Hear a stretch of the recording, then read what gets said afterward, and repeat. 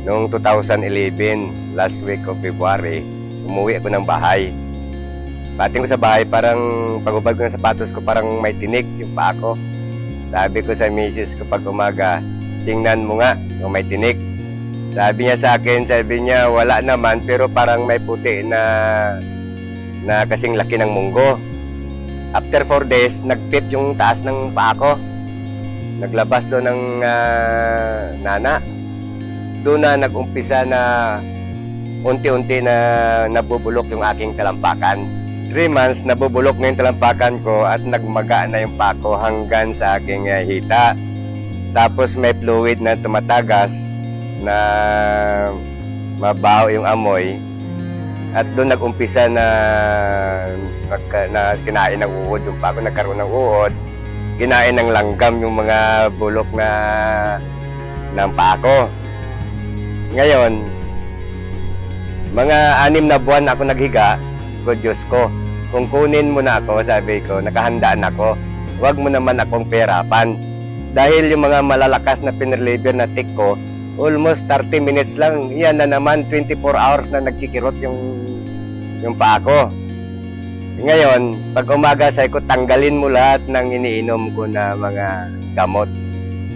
At nakahandaan ako. Mga first week ng July, pumunta sa akin yung aking member na distributor ng Inglobal, which is Manoxol, nagpapirma ng papeles. Dahil pati mata ko nung kaikling panahon, nag-blackout na rin. Hindi na ako kita. Ngayon sabi niya sa akin, Pres, bakit hindi ka mag-try ng produkto na Inglobal? Sabi niya yung C24/7. Sabi ko sa kanya, ano ba yan? Sabi niya, food supplement. Pag umaga, sabi ng misis ko, nialis muna ako. Pagbalik niya, may dala siyang isang karton na 24/7. So sabi ko, ano ba klase mag-inom nito? Sabi niya, isang kapsula, araw-araw sa loob ng, parang 3 araw at ayon kung hindi ako magkamali. Sabi niya, 2 sa loob, sabi niya, ng 4 na araw. 4, sabi niya, sa loob ng 4 na araw at magbalik ka sa isa-isa. Nung maubos na yung isang box ko, nakapangutang ata si Mrs. ng isang box pa ulit. Tapos si Mrs. Maxwell naman bumalik sa bahay at sinabihan niya ko, Chris, litratuhan kita. Eko, bakit? Sabi niya, ilalapit kita sa niya kay Ma'am Sheila Sanawan, baka matulungan ka. So hindi ko na in-expect na tulungan ako dahil di ko naman kilala. Ikalawa, hindi naman ko membro ng Inglobal. Mga 4 days, dumating yung supply na binigay sa akin, 3 24/7 na box, 3 pulidos, 3 rin na Restolite. So ininom ko yun every 4 hours, isa. Ganun ang routine sa loob ng mga 2 months. After 2 months, sabi ng misis ko sa akin na parang natutuyo, sabi niya, yung sugat mo sa palibot. Hindi rin lang ako nakumik dahil hindi ko naman makita. Tapos yung aking paningin, mga 1 di pa, medyo nakikita ko na yung tao. Ngayon, sa loob ng 2 buwan, sabi niya sa akin, gumagaling, sabi niya, nagkaroon ng laman na, sabi niya, yung paa, at nakakita na ko. Ngayon, ang sabi ko naman sa kanya, dahilan sa ipit din kami, at mabuti naman si Ma'am Sheila, sige, suporta sa akin ng C24/7 na yan, bago yung product ng Global. Hanggang sa naghilom yung mga sugat ko, natanggal yung mga maga, nawala yung masamang amoy, at nakakabangon ako, nakakaupo na ako. Kasi yung sabi ko, yung unang tayo ko, na nakalakad na ko, una kong pumunta doon sa opisina ni Ma'am Sheila Sanawan para mag-testimony ng, para maipakita sa kanya na ito ang product ng tulong mo sa akin. Ako'y gumaling na. Masalamat ako sa produkto na Inglobal dahil number 1 factor yun na ako'y nagaling. Ikalawa, doon sa kay Mrs. Manoxol, siya nag-introduce sa akin ng product na yan. At higit sa lahat, pinapasalamatan ko si Mrs. Sheila San Juan Mansila. Ulit-ulitin ko ito, utang ko sa iyo ang aking buhay. Salamat, oh. Ako si Mr. Berilio Ligarde, 60 years old. Ito ang kwento ng aking buhay.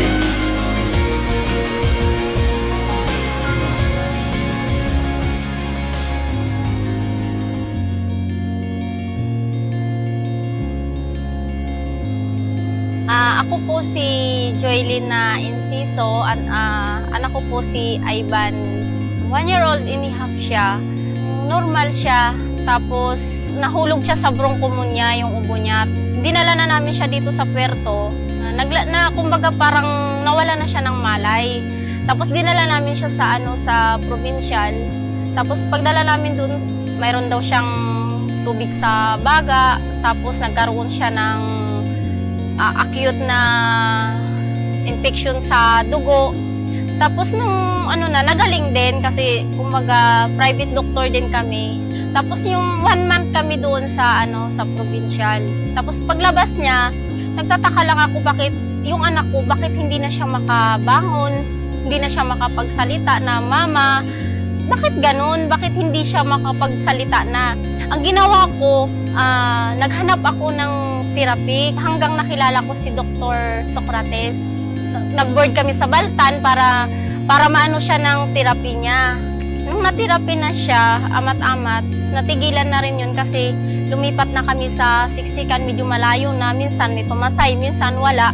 Talagang nagpursige ako na matuto sa therapy nila. Natuto na ako na nagtsatsaga na mag-therapy sa kanya. Tapos dinala namin din siya sa albularyo, dinala rin namin siya sa para lang na mahilot siya. 3 years old siya, pinaaral ko na siya para matuto siya at mahalubilo sa mga bata. Pero hindi pa siya talaga as in katulad ng kailangan talaga buhatin, kailangan niyang alalayan talaga, hindi siya na yung pusa pa dati. Grade 1 hanggang grade 2, bumabalik-balik pa rin kami sa hospital kasi nga yung sakit niya hindi pa rin talaga mawawala, yung bronchopneumonia, anemia, at saka yung nagkakaroon siya ng tubig sa baga o di kaya acute na infection sa dugo. Hindi yan nawawala sa kanya. Grade 3 na siya, pasukan, mayroon akong na-meet na yun na si Ate Lynn na Soriano. Naawa siguro siya dahil buhat-buhat ko si Ivan. Tapos, inalok niya sa akin yung may choco. Tapos sabi ko sa kanya, pwede ba utang? Sabi ko, hulug-hulugan kita. Tapos nun, pumayag siya. Pinatake ko siya ng 3 days. Nagtataka ako, sabi ko, bakit? Nagkakwentuhan kami na Ate Lynn sa may upuan. Tinawag niya ako, sabi niya. At, Mama, magtingin ka. Tapos tinigtingin kami. Yung pala, maglakad siya. Tumayo siya at maglakad. Tapos pagdating naman sa bahay, hindi na siya mapakali. Gusto niya yung magtayo, maglakad talaga. Eh, siyempre maliit lang yung bahay namin, walang space. Lagi ko siyang kinakasigaban. Susunin mo na yung sarili mo at huwag kang magpadalo-dalo baka mamaya mapaano ka. Tapos nung tuloy-tuloy na yung may tuko niya hanggang naubos na, nagpursige na talaga siya na maglakad. Dinala namin doon sa sports complex para maglakad siya hanggang makalakad na siya ng 10 hakbang. Tapos pagdating naman sa bahay, ganun din, hindi na siya mapakali. Hanggang inalok na naman sa akin ni Ate Lynn yung pulidos at saka yung complete. Pinainom ko rin naman sa kanya. Tinuloy-tuloy ko yun hanggang ngayon. Yun ang nakikita kong malaking improvement na sa kanya. Nakikita ko na may posibilidad na talaga. Kaysa sa mga kabati niya na nakahiga lang, hindi kumakain ng kanin, naka-wheelchair na yung iba. Ang gusto ko lang pasasalamatan talaga yung Global. Kung bakit tumating sila sa buhay namin. At lalong-lalo na kay Ate Lynn Soriano at sa staff ng Global, kay Ma'am Chi, na tinulungan niya rin kami para makasurvive si Ivan sa case niya na cerebral palsy. Sa tulong niyo po na kung hindi dahil sa Global, hindi po bumangon yung anak ko at nagpursiging maglakad. Sa ngayon, ngayon, diretso-diretso pa rin ang pagtitake ni Ivan ng complete, kulidos, at saka yung may chuko, para unti-unting makaka-recover yung katawan niya. Itutuloy-tuloy lang namin yung complete at saka yung ibang products na makakatulong sa kanya. Ako po si Joylyn Enciso, 30 years old. Ako po yung nanay ni Ivan Enciso. Ito po yung kwento ng aming buhay.